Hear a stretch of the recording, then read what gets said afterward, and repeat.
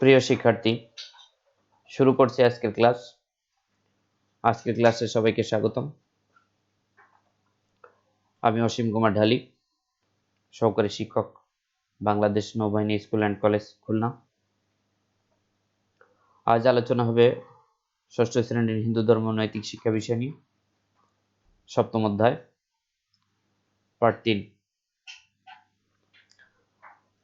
আশা করি সবাই পুরো সময় জুড়ে আমার সাথেই থাকবে। এখানে ছবি দেখতে পাচ্ছ তোমরা, ছবিটি লক্ষ্য করো। কি ছবিটি চিনতে পেরেছো?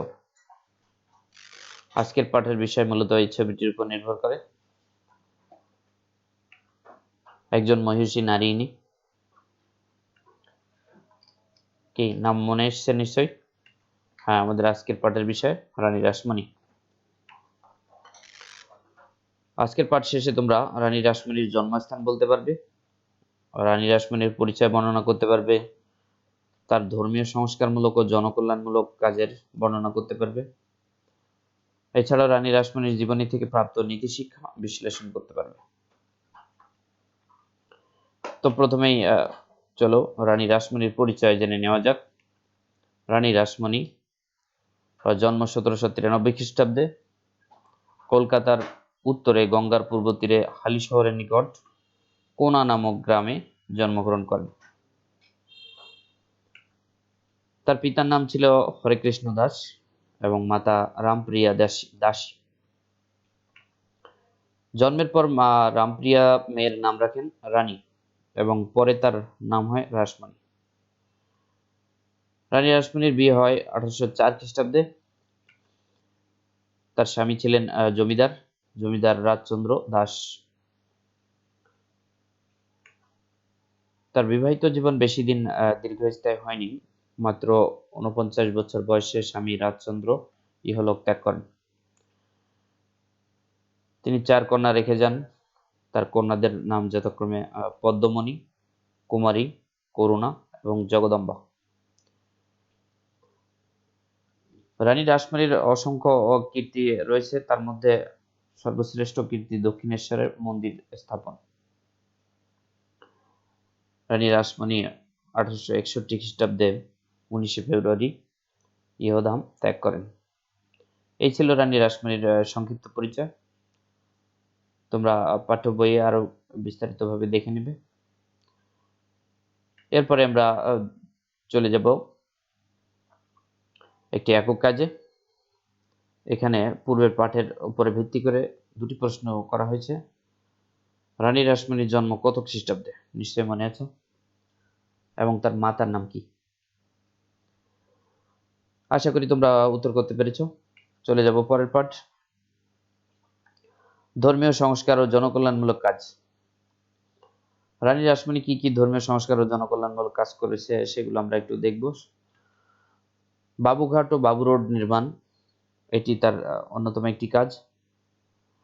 এছাড়াও রয়েছে 60,000 টাকা ব্যয় করে তিনি জগন্নাথ, বলরাম, সুভদ্রা এই 3 বিগ্রহের মুকুট তৈরি করেন। দক্ষিণেশ্বরে কালী মন্দির স্থাপন করেন। জরাজীর্ণ রাস্তাঘাট এগুলো তিনি পুনর্নির্মাণ করেন। এছাড়াও রয়েছে জেলেদের যে জলকর, জেলেদের জন্য যে জলকর দিতে হতো ইংরেজদের কাছে, এই জলকর কিন্তু তুলে নিতে বাধ্য করেন তিনি ইংরেজদের। এরপরেও তিনি প্রজাদের বিষয়ে কিন্তু ছিলেন সন্তান তুল্য, অর্থাৎ প্রজাদের কিন্তু তিনি সন্তানের মতো ভালোবাসতেন। আরো উল্লেখ করা যায় কালীঘাট নির্মাণ এবং সোনাই, বেলিয়াঘাট ও ভবানীপুরে বাজার স্থাপন, এগুলো তার অবদান। এবং টোনার খাল নির্মাণ, এটা একটা গুরুত্বপূর্ণ কাজ। টোনার খাল নির্মাণ করেন তিনি।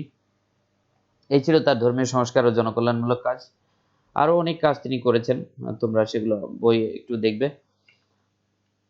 এরপরে আছে রানী রাসমণির জীবনী থেকে প্রাপ্ত শিক্ষা। আমরা রানী রাসমণির জীবনী থেকে কি শিক্ষা লাভ করি দেখো। মানুষের জন্মের চেয়ে তার কর্মই বড়। তিনি বলেছেন যে মানুষের জন্মের চেয়ে তার কর্মই বড়। আসলে কিন্তু তাই। দেখো, রানী রাসমণির কর্মের কারণেই কিন্তু তিনি আজও আমাদের মাঝে বেঁচে আছেন, চিরস্মরণীয় হয়ে আছেন। এরপরে বলা হয়েছে জন্ম যেখানেই হোক কর্মের দ্বারা মানুষ চিরস্মরণীয় হয়ে থাকতে পারে, এটাই প্রত্যেকের জীবনের লক্ষ্য হওয়া উচিত। হ্যাঁ, আমাদেরও এ ধরনের লক্ষ্য হওয়াই উচিত, যেন আমরা কর্মের দ্বারা চিরস্মরণীয় হয়ে থাকতে পারি। এরপর আছে সম্পদকে মানুষের সেবায় লাগাতে হবে। সম্পদ শুধু নিজে ব্যবহার করলে হবে না, মানুষের সেবায় লাগাতে হবে। এরপরে আছে শুধু নিজের সুখই নয়, অপরের সুখের জন্য সম্পদ ও ক্ষমতার ব্যবহার করতে হবে। অর্থাৎ ক্ষমতা থাকলেই তার অপব্যবহার শুধু নয়, সেটা মানুষের সুখের জন্য ব্যবহার করতে হবে। কর্মের অবসরে ধর্মচর্চায় মন দিতে হবে, তাতে দেহ মন শুদ্ধ হয়, পবিত্র হয়। এইভাবে ধর্মচর্চা ও জনসেবায় আত্মনিয়োগ করতে পারলে জীবন সার্থক হয়। এই ছিল রানী রাসমণির জীবনী থেকে প্রাপ্ত শিক্ষা। এখন দেখব তোমরা কি শিখলে। রানী রাসমণির স্বামীর নাম কি? কি ছিল তার স্বামীর নাম? পিতার নাম কি? একটু ভাবতে থাকো।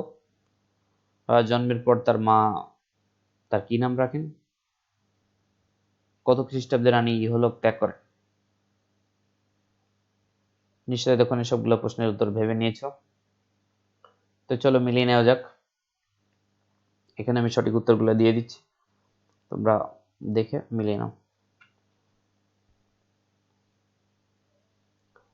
তার স্বামীর নাম ছিল রাজচন্দ্র দাস, পিতার নাম হরেকৃষ্ণ দাস। জন্মের পর তার নাম রাখা হয়েছিল রানী, এবং তিনি ইহলোক ত্যাগ করেন 1861 খ্রিস্টাব্দে। এখন যথারীতি তোমাদের জন্য বাড়ির কাজ। রানী রাসমণি কিভাবে রানী থেকে রাসমণি হয়ে ওঠেন তা খাতায় লিখবে। বাড়ির কাজ অবশ্যই করবে। এই ছিল আজকের মতো আলোচনা। সবাই ভালো থাকবে, সুস্থ থাকবে। সবাইকে আবারও ধন্যবাদ।